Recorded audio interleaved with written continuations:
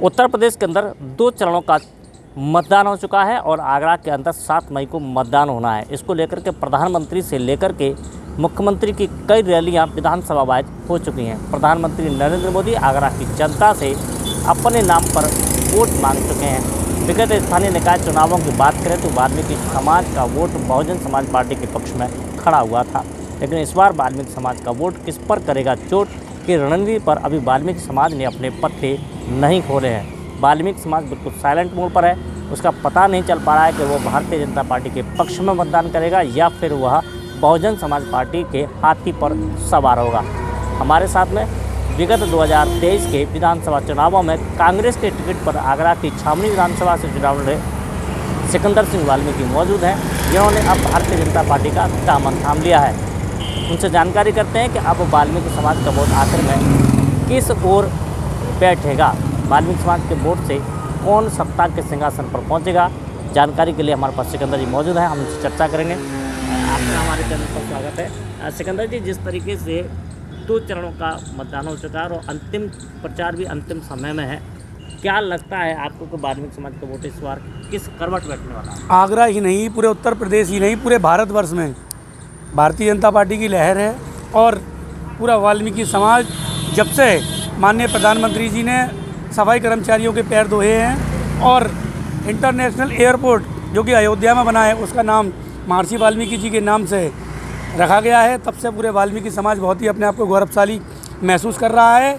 बीते 25 तारीख को जब माननीय प्रधानमंत्री जी आगरा आए थे, बढ़ चढ़ करके वाल्मीकि समाज ने और सफाई कर्मचारी वर्ग ने उस रैली में जा कर के एक कीर्तिमान इतिहास रच के एहसास करा दिया था कि पूरा की पूरा वाल्मीकि समाज सिकंदर सिंह वाल्मीकि के साथ साथ पूरी भारतीय जनता पार्टी के साथ है और माननीय प्रधानमंत्री जी के कार्यशैली से प्रभावित होकर भारतीय जनता पार्टी को वोट करने वाला है। सिकंदर जी, जिस तरीके से आपके चुनाव में और स्थानीय निकाय में के जो चुनाव में वाल्मीकि समाज के लोग जिस तरीके से उत्साह के साथ निकले थे, इस बार ऐसा कहीं दिखाई नहीं दे रहा कि वाल्मीकि समाज के लोग कहीं टोली बना करके वोट मारने के लिए निकल रहे हैं। पूरा की पूरा विपक्ष इस समय धराशायी है।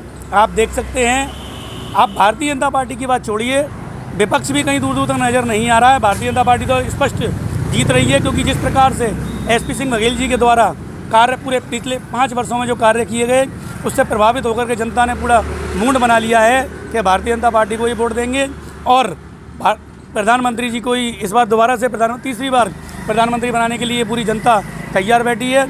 उसी क्रम में वाल्मीकि समाज भी पूरी तरह से, सफाई कर्मचारी वर्ग भी पूरी तरह से भारतीय जनता पार्टी के साथ है। अच्छा सिकंदर जी, बताइए कि पिछले निकाय के चुनाव और विधानसभा के चुनाव में देखा जाए तो वाल्मीकि महापंचायत ने खुलकर के वाल्मीकि समाज के प्रत्याशियों का, आपका और लता वाल्मीकि का जो है जिस तरीके से समर्थन किया था, इस बार वाल्मीकि महापंचायत और वाल्मीकि समाज के दूसरे संगठन किसका समर्थन करेंगे, ये अभी तक खुलकर के स्पष्ट नहीं हो पाया। देखिए, वो हमारी वाल्मीकि समाज की सर्वोच्च न्यायालय है, जिसको हम वाल्मीकि महापंचायत कहते हैं, वह अपने पत्ते एंड में ज़रूर खोलेगी।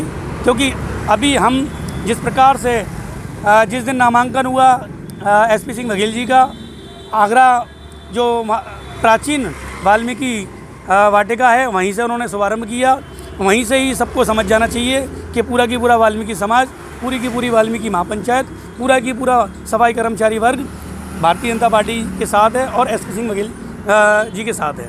अच्छा सिकंदर जी, जिस तरीके से आपके ऊपर ये आरोप लग रहे हैं कि आपने कांग्रेस छोड़ने के बाद भारतीय जनता पार्टी ज्वाइन की, ऐसा क्या आपको लगने लगा कि आपने भाजपा को ज्वाइन किया है? जिस दिन से माननीय प्रधानमंत्री जी ने सफाई कर्मचारियों के पैर धोए थे और उसके बाद एक बहुत ही क्रांतिकारी कार्य किया कि इंटरनेशनल एयरपोर्ट जो कि अयोध्या में दुनिया जा रही है, अयोध्या के अंदर महर्षि वाल्मीकि जी के नाम से इंटरनेशनल एयरपोर्ट का नाम दिया। और जगह जगह पे मैं आपके माध्यम से कहना चाहता हूँ कि जो लोग ये भ्रांतियाँ फैला रहे हैं कि ऐसा है वैसा है, भारतीय जनता पार्टी के बारे में कुरीतियाँ फैला रहे हैं, उनको एक एक रैली के बारे में मोदी जी के बारे में देखना चाहिए, योगी जी के बारे में देखना चाहिए कि हर रैली में वह महर्षि वाल्मीकि जी को का नाम लेकर के, वाल्मीकि समाज को नाम लेकर के उनको सम्मानित करने का काम करते हैं।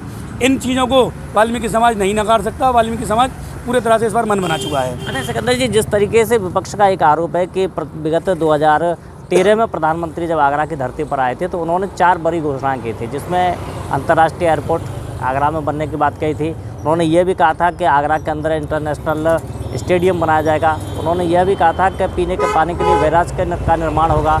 उन्होंने यह भी कहा था कि यहाँ पर स्मार्ट सिटी बनेगी। लेकिन ये चारों ही योजनाएं धरातल पर इस समय कैसी हैं? लोगों का कहना है कि ये सिर्फ हथिया रहे हैं। क्या कहना है इस पर? विपक्ष मूर्खता का प्रमाण दे रहा है।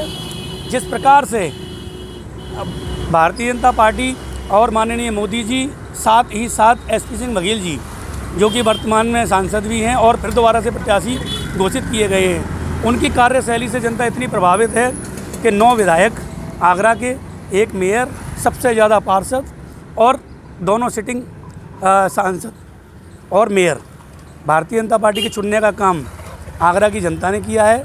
इसी से विपक्ष को समझ जाना चाहिए कि भारतीय जनता पार्टी से कितना प्रभावित है आगरा की जनता। और विपक्ष का काम है सिर्फ और सिर्फ उल जुलूल बातें करना। कल जो सुप्रीम कोर्ट का निर्णय आया है कि ईवीएम के ऊपर जो विपक्ष उंगली उठा रहा था, इतना करारा जवाब ईवीएम के ऊपर दिया है सुप्रीम कोर्ट ने। उसके बावजूद भी अब तो ये विपक्ष सुप्रीम कोर्ट पे भी उंगली उठाने का काम कर रहा है। तो ऐसे लोगों के लिए मैं ज़्यादा कुछ कहना नहीं चाहूँगा। मूर्खता का प्रमाण दे रहे हैं ये लोग।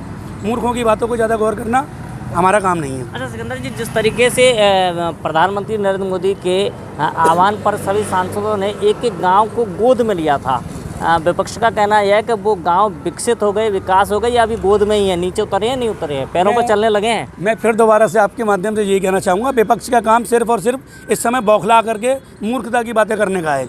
आप जनता को जा कर के देखिए, जनता इस समय सिर्फ और सिर्फ मोदी मोदी मोदी की कार्यशैली से प्रभावित है।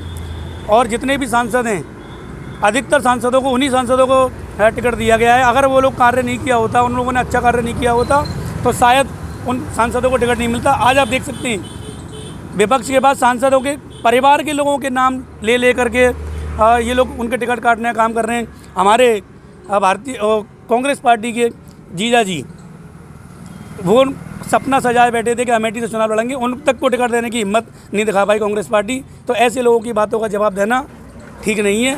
इन लोगों के पास अपने खुद के शब्द नहीं है, तो इनके बारे में जवाब दे करके हम अपनी एनर्जी वेस्ट नहीं करना चाहते।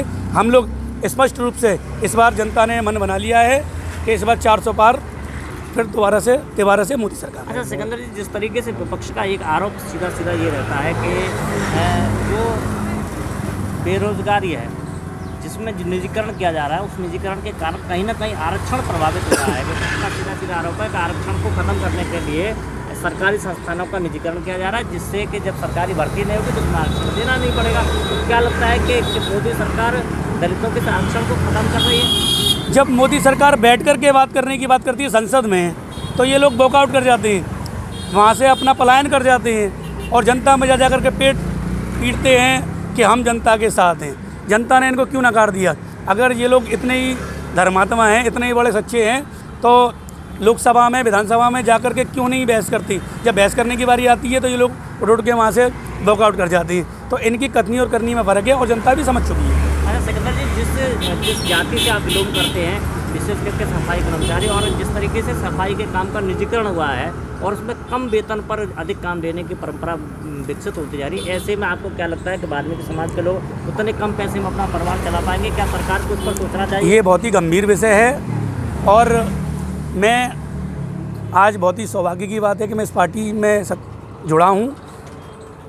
4 जून के बाद जब हमारी सरकार स्पष्ट बहुमत से आएगी, तो मैं अपने वाल्मीकि समाज को और सफाई कर्मचारी वर्ग को इस चीज़ का पूरे तरीके से भरोसा दिलाने का काम करूँगा और अपनी बात, अपने सफाई कर्मचारी भाइयों की बात, समाज की बात सरकार तक पहुँचाने का जरूर काम करूँगा और ये मेरा अपने समाज से पूरे तरीके से आश्वासन देता हूँ। अच्छा सिकंदर जी, ये बताइए, आप आगरा में जो वाल्मीकि समाज है, अनुसूचित जाति के लोग हैं, इन सब समस्या, इन परिस्थितियों के बीच में क्या अपील करना चाहेंगे? मैं तो सभी लोगों से यही अपील करूँगा कि आने वाले 7 मई को ज़्यादा से ज़्यादा मतदान करें, सोच समझ के मतदान करें, किसी के बहकावे में ना आकर के।